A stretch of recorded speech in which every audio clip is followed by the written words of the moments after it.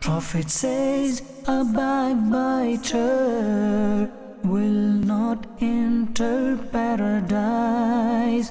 Prophet says a backbiter will not enter paradise. Alhamdulillahi Rabbil Alameen wassalatu wassalamu ala Sayyidil Mursaleen amma ba'd fa'a'udhu billahi minash shaitanir rajim bismillahir rahmanir rahim as-salatu wassalamu alayki ya Rasulullah wa ala alika wa ashabika ya Habiballah as-salatu wassalamu alayki ya Nabiyallah wa ala alika wa ashabika ya Nurallah sallallahu ta'ala ala Muhammad sallallahu alayhi wa sallam. My dear Islamic brothers and viewers of Madani Channel, Alhamdulillahi Rabbil Alameen, there are many blessings of reciting Durood Pak upon Rasulullah sallallahu alayhi wa sallam. Indeed, Aka sallallahu alayhi wa sallam has stated that the closest to me on the Day of Judgment will be the one who has recited the most Durood Pak upon me in this world. Sallu ala al-Habib sallallahu ta'ala ala Muhammad sallallahu alayhi wa sallam. Alhamdulillahi Rabbil Alameen, we learn from the teachings of Nabi Kareem sallallahu alayhi wa sallam that Islam holds in high regard the dignity and the respect and the honor of a Muslim. And this is time and time again mentioned in the blessed books, that the respect of a Muslim and his honor, his status and the protection of his good things and the protection of all of his treasures is incumbent upon every person that meets him. Alhamdulillahi Rabbil Alameen, we learn from the glorious Quran and the beautiful Sunnah of Nabi Kareem sallallahu alayhi wa sallam that we should look at every Muslim with the utmost respect, and we should not in our minds degrade or disrespect or dishonor them, because this degrading and dishonoring and disrespect often leads to diseases of the heart, which then manifest themselves, which then come out in the form of backbiting. And once we indulge in this grave sin, this sin gradually not only destroys our life and our peace and our tranquility, but it also damages Islamic society, our lives, our homes, our relationships, and affects the whole of our culture. My dear Islamic brothers and viewers of Madani Channel, one Muslim should safeguard the honor, the wealth, the respect, the dignity of another Muslim brother. In Bahari-Shariat, volume 16, it has been cited that if somebody secretly performed a despicable act and then he was asked, "Have you done this?" it is permissible for him to deny performing that act, because it is a sin to publicize a sin. And therefore it is permissible in those particular circumstances for him to actually lie and say, "I have not done this." Because this is how important Islam treats the dignity and respect of a Muslim in the eyes of others. Subhanallah. And today, we very easily fall into this trap. And some examples that the learned scholars give will give us an idea of how cautious and how careful we have to be. If two Muslim brothers start to talk about another Muslim, and one of them simply says this: "Whatever I know of him, if I was to tell you, it would be backbiting." Just in that sentence, the scholars write that what you have done is attached a negative to that person. So you have given the impression, or you've given the indication, that if you were to tell the other person about the third person, you would indulge in backbiting. So you would be disclosing some of his bad things. And the scholars write that even that is backbiting. Allahu Akbar. And that one should refrain from that. Why? Because you are indirectly referring to his bad habits, and therefore in the eyes of the person you're speaking to, you're degrading him, and that degrading him is not acceptable in Islam. Who are you to degrade a third Muslim brother in the eyes of another? No, Islam does not allow that. And this is how sensitive the beautiful teachings of Nabi Kareem sallallahu alayhi wa sallam shows that Islam is. Things like, may Allah Azza wa Jal forgive us, what can I tell you about him? Oh, he's bad. Or things like, I can't tell you anything, all I can do is pray for him, that Allah gives him hidayat. Things like that, my dear Islamic brothers, the scholars write, is backbiting. Amir al-Sunnah Damat Barakatum al-Aliyah says, when somebody says that, I've tried everything, I've tried to convince him to come to the masjid, but he won't understand. Oh, he's lost it, he's gone, he won't listen to anybody. Even if you've invited him towards good and gained the reward of that, you have now backbitten him and destroyed your deeds. Or things like, he's lost the plot. The scholars write, that is backbiting as well. He never listens to anybody, he's too arrogant, he's too proud. Oh, his ears are closed. He's come knocking on my door. He only comes when he needs something. When he doesn't need anything, he stays away. Or, watch this brother. You know, when he needs something, he'll be really nice to you. When he doesn't, he don't want to know you. All of this, the scholars write, is backbiting.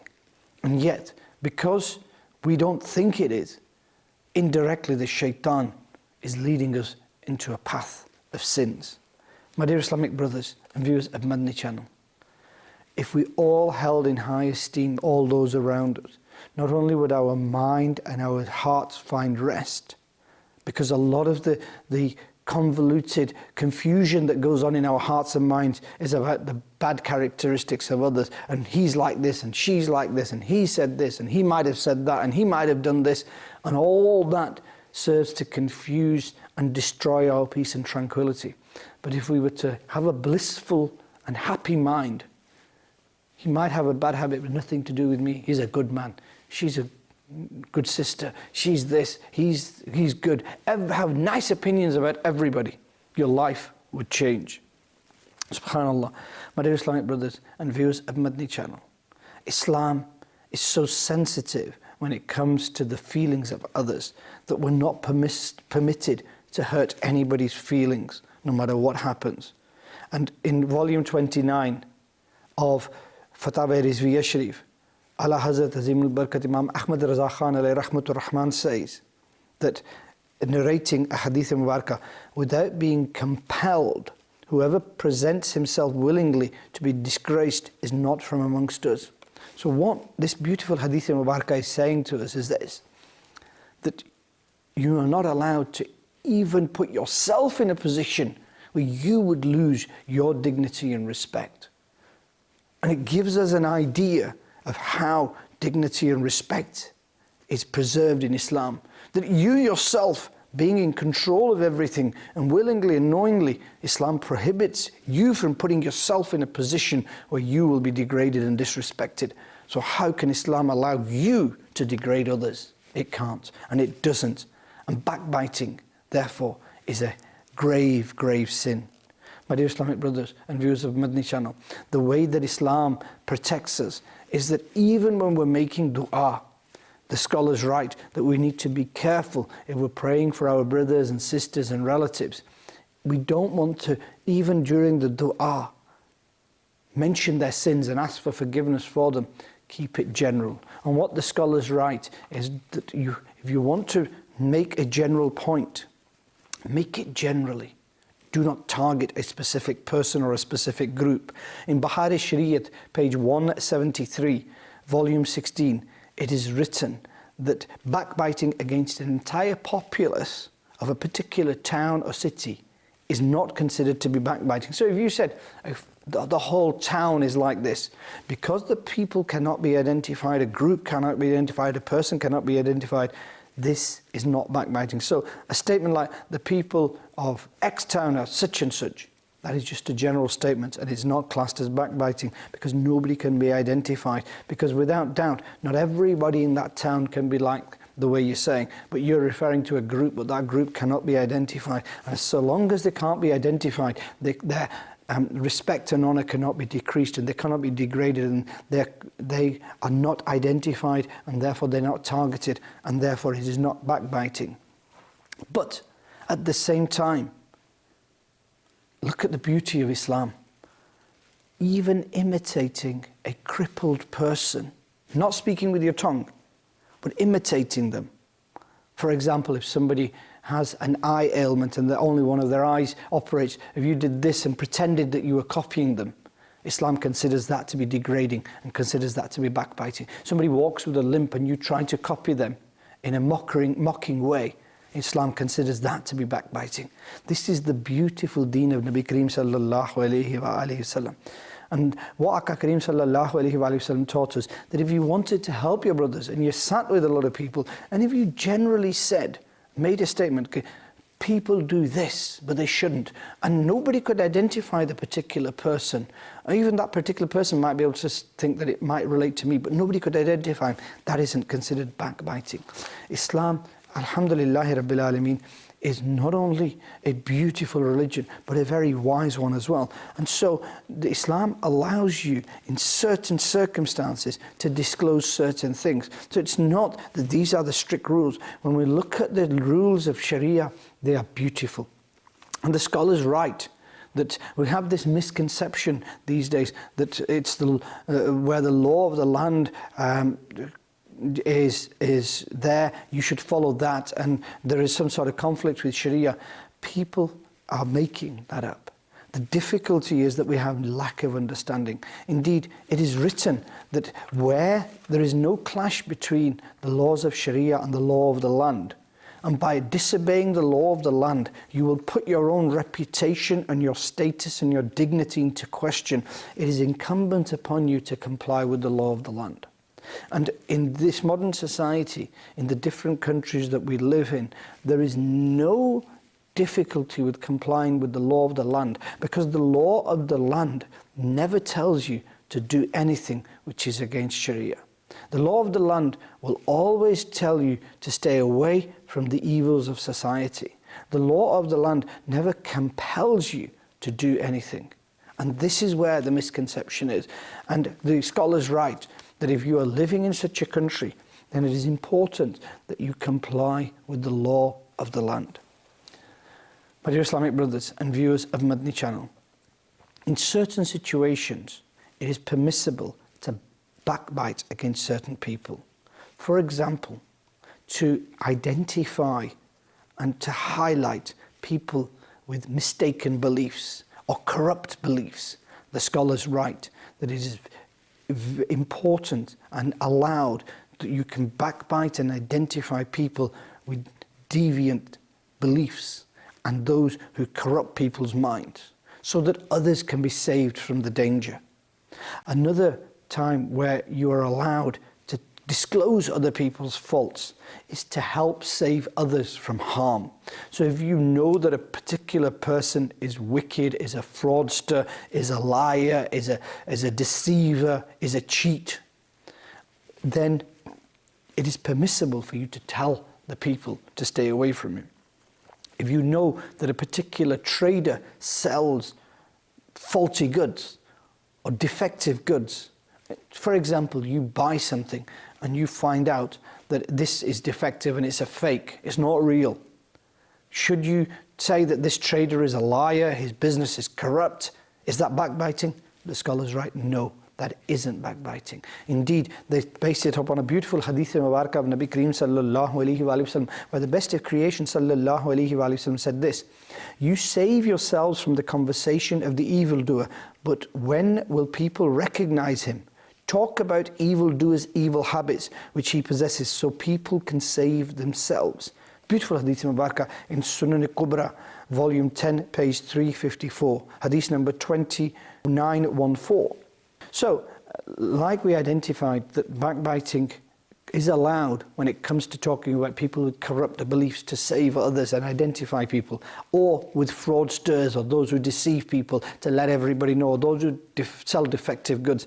In the same way, if somebody asks you in relation to a potential business partner, or for marriage, say somebody's giving their daughter's hand in marriage, and you know that that particular person is a cheat and a fraudster, you would tell him, don't make him your business partner because he did this, this and this. That isn't backbiting. Or do not give your daughter's hand in marriage to this person. I know that this person is wrong for these and these reasons. And in fact, in some situations, you are duty bound to do that, to help protect your Muslim brother.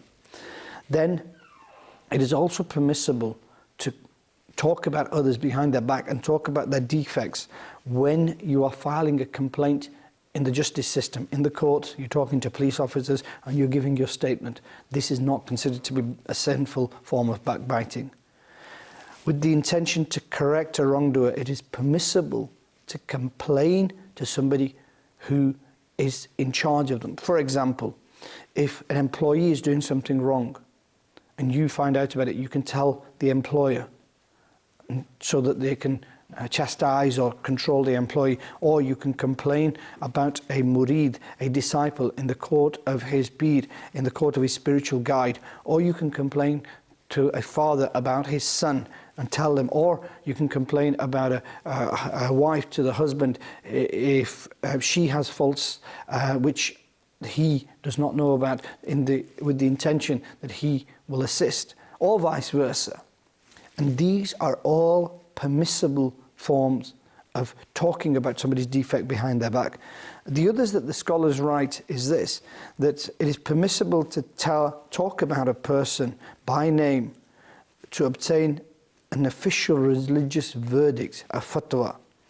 It is better if you can use general names, so use Zaid or Bakr or something like that, but to get the legal opinion of a mufti, it is permissible to use the name of a particular person. So, Mufti Sahib, this is what happened and this was the person involved. And in those situations, you can use it, although it is better to use general names. So even in that situation, where you're seeking a legal Islamic fatwa, you do not disclose the name of the wrongdoer. My dear Islamic brothers and viewers of Madani Channel, there are situations, alhamdulillah, that Islam recognizes that inevitably we will be in a position where we have to reveal the defects of others. But beauty of Islam lies in the fact that that is recognizing that these situations are very particular, and the general situation is that we are not allowed to disclose anybody's defects. If somebody is openly committing sin, then the scholars write that you are allowed to backbite against him. So if a person openly steals and drinks and shaves off their beard and does all these things, then it is permissible to discuss, but only that publicized sin. So if somebody openly drinks, you are then allowed to discuss that sin that he does openly, generally, but you will not be able to talk about other sins of that person which he doesn't do openly. And the scholars write that it is impermissible to talk about the sins of a person that he keeps a secret. That is wrong.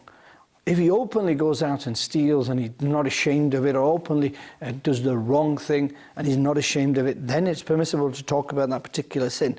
But generally, you cannot reveal all of his bad traits. And this is how beautifully Islam deals with this situation. My dear Islamic brothers and viewers of Madani Channel, we should be very careful when it comes to the honour and dignity of others. We should not search out for opportunities to try and disclose other people's secrets. Indeed, we should never try and look for situations where we can learn other people's secrets. The scholars of old taught us that if you accidentally found out about somebody's secret, somebody's sin or somebody's defect, then hide it. And the incentive was that if you hide their sin, Allah Azza wa Jal will hide your faults in this world and in the hereafter. And the scholars wrote that this was an opportunity for you to present this sincerity in the court of Allah Azza wa Jal. By disclosing this sin, you were going to fall into all sorts of difficulties of backbiting, everything else. Unfortunately, today, it's not a situation where we accidentally come across a secret of somebody else and then we disclose it. No, it's far worse than that. Today, we are actively going out looking for other people's faults, other people's shortcomings, and then we are going out of our way to use social media and other platforms to advertise those sins. And where before the sin was perhaps multiplied by 1 or 2, because we were learning of this secret and we were passing it on to 1 or 2 people by word of mouth. Now, by sending simple messages, we are sharing it with thousands of people. And in our mind, we think, yes, I've shared it with 1,000 people. 1,000 people now know how bad he is. What you haven't realized is you have multiplied your sin by 1,000 times. Allahu Akbar. And now, that one sin of backbiting, and it's such a grave and heinous crime, has been multiplied thousands of times. And then when those 1,000 people send it out to a few hundred each, this sin now becomes multiplied by thousands and thousands, and eventually down the line when it stops, if that fault was the truth, then you have fallen into backbiting, and you will have all the punishment for backbiting multiplied by the thousands of times that it's been repeated. And yet, if it was a lie, then you have slandered that person, and it is even worse than that. Allahu Akbar. Therefore, my dear Islamic brothers and viewers of Madani Channel, when you speak, think 1,000 times that it's not backbiting. And when you write and use social media, think 1,000,000 times before you do it, because you are using this tool now to publicize this person's sin or defect. What gives you the permission to do that? Nothing. Islam doesn't allow that, and by doing it, you are building a difficulty for yourself for the Day of Judgment. How will you be able to explain? How will you be able to give account of the millions of times that message gets relayed? And some brothers are very proud of the fact that my message has gone viral. Allahu Akbar. If that message was a beautiful invitation to good and a forbidding evil, then yes, you should be proud of the fact that your message has gone viral, because anybody who acts upon it, you will be rewarded for it. But what if that was an evil message, full of sins, backbiting, and it's now been relayed 1,000,000 times? How are you going to give account for that? Allahu Akbar. My dear Islamic brothers and viewers of Madani Channel, we need to be very careful about everything we do. Backbiting is a heinous crime. It destroys the very fabric of our society, which is based upon respect and dignity of the Muslim. If a Muslim brother's shortcomings are mentioned, and in his presence or behind his back, if he finds out, it hurts him. Society loses compassion. People fall into disarray. Families are destroyed. Masajid, the mosques up and down the country, are suffering because of backbiting, because of people talking of other people's defects, other people's decisions, criticizing them when they're not there, not doing it to help them, but doing it to create fitna, and all based upon our hypocritical mindset that doesn't look at our own defects, but identifies the defects of others and then starts to propagate that without any Shari permission. My dear Islamic brothers and viewers of Madani Channel, whether it is backbiting in sympathy or whether it is backbiting out of habit, Islam controls it very, very carefully. And so there are very, very specific situations where the scholars of Islam have given certain permission to say certain things which could be classed as backbiting, but there is no sin in these particular circumstances. But don't kid yourself that you fall into these categories unless you do, because the consequences of that will be very severe, not only in this world, but in the grave and in the hereafter. And in Islam, in a proper Islamic society, in an Islamic state where the non-Muslims of that state are paying their taxes to the Islamic state, in that situation, Islam is so beautiful that it doesn't allow you to backbite even against non-Muslims. It is not permissible in that situation to backbite against non-Muslims. So where it is a zimmi kuffar, you are not allowed to backbite against them. This is how beautiful Islam is.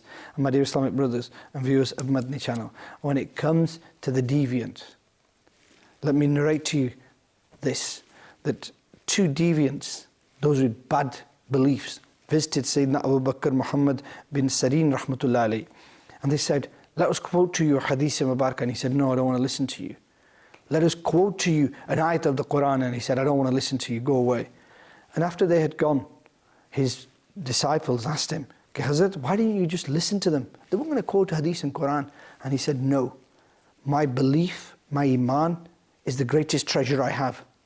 And I didn't know how they were going to add their own interpretation to the hadith Mubarak or the Quran, and I do not want anything diluting my iman. I don't want to listen to anything which could attack my beliefs, and therefore these people are the ones that we stay away from. May Allah Azza wa Jal give us the ability to protect our tongues from backbiting, and give us the ability to protect our hearts from all sorts of bad beliefs and deviancy. May Allah Azza wa Jal keep our tongues moist in the zikr of Him and His beloved Habib sallallahu alayhi wa alihi wa sallam. Sallu ala al-Habib sallallahu ta'ala ala Muhammad sallallahu. Prophet says a backbiter will not enter paradise. Prophet says a backbiter will not enter paradise.